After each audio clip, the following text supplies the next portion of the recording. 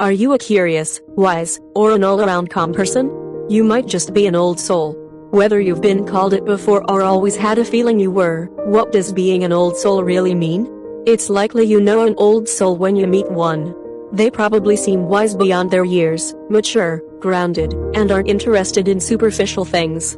The concept of the old soul is inspired by the idea that our bodies are containers for a spirit, and an old soul is someone who continues to reincarnate in order to heal or complete karmic agreements.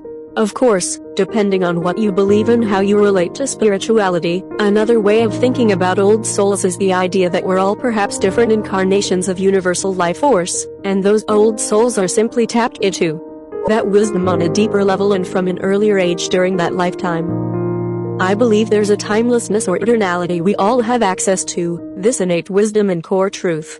In some ways, one might say we're all old souls, and maybe in different lifetimes we're exploring different aspects of that. It's usually a compliment to be referred to as an old soul, as it implies grace and wisdom. But there can be downsides to being mature beyond your years. No one enjoys being a newbie, but in fact, the benefit of being a new soul is that they carry around a lot less karma.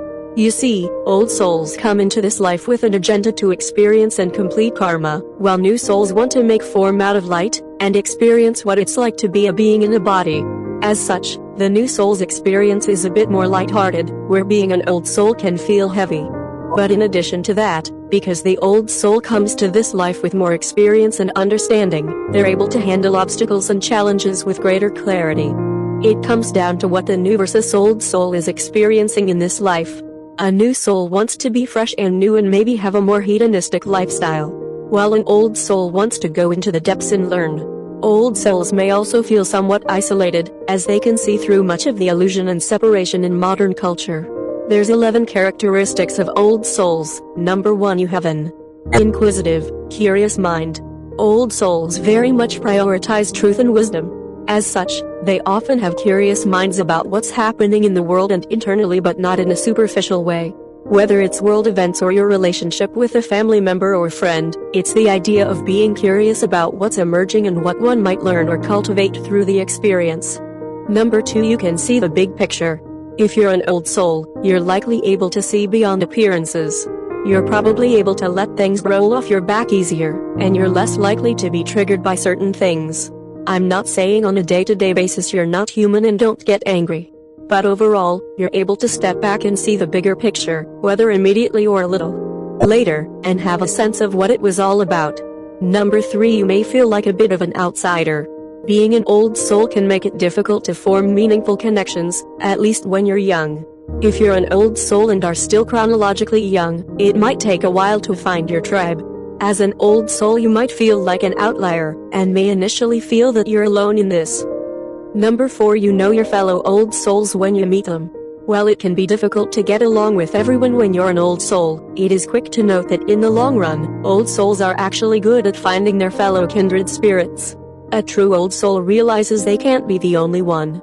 Old souls are looking out for one another, they're trying to find one another, so they're trying to make that connection because they realize there's a connection to be had.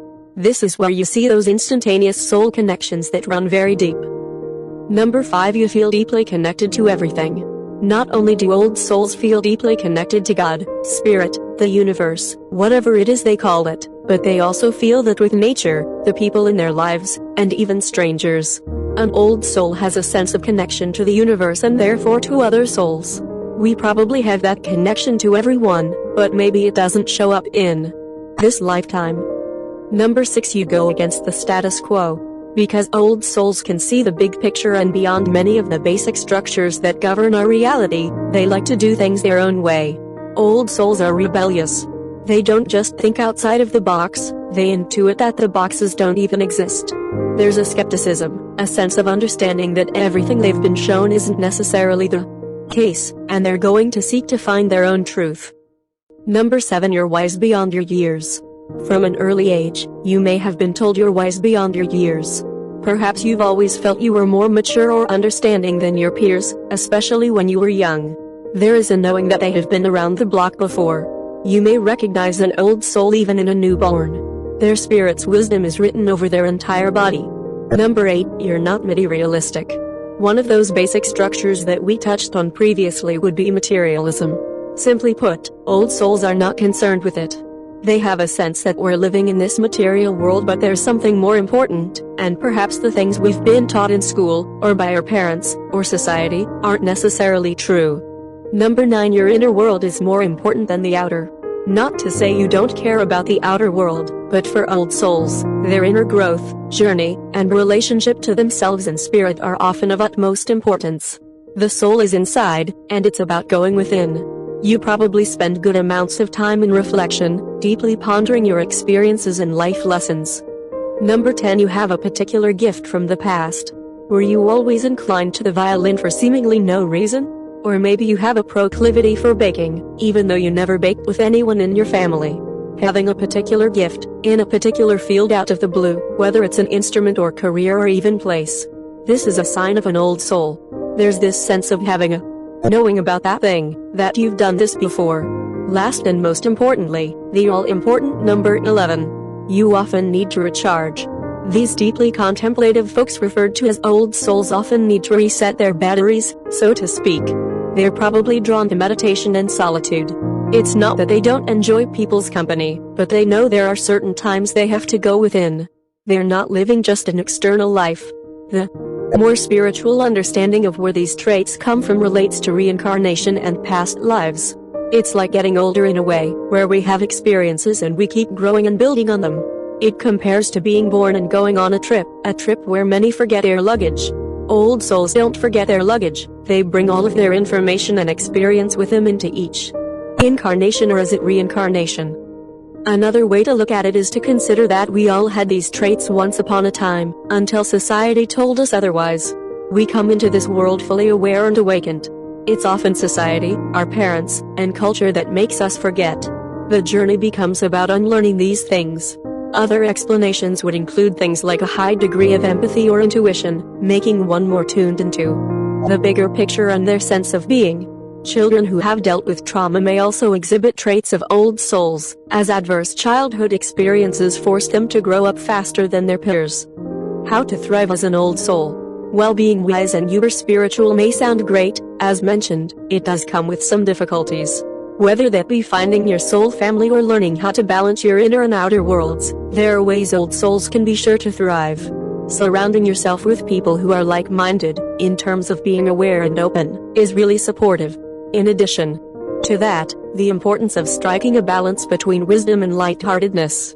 Take delight in synchronicity and coincidence, and bring a playful energy to life. I think that helps one thrive, being lighthearted about it all. Hold the space of contemplation and deep thought, and also hold the space of levity and playfulness. And of course, given an old soul's rebellious nature, it will be imperative for them to figure out a lifestyle that feels fulfilling and supportive. I believe an old soul has the ability to claim themselves more fully. They want to tailor their life and experiences to something that really resonates with them in present time. The bottom line: there are so many ways we can think about souls, old and new. Whether we're all varied incarnations of the same soul, or there really are souls that are younger versus newer, the bottom line is, most of us can imagine what kind of person an old soul is and what traits those people embody. From deep intuition to a certain stillness in their presence, these folks have clearly learned a thing or two early on, making them wise and deeply spiritual people. Be proud if you're an old soul, to love thy neighbor and to consistently do good deeds. Perhaps even God's good deeds.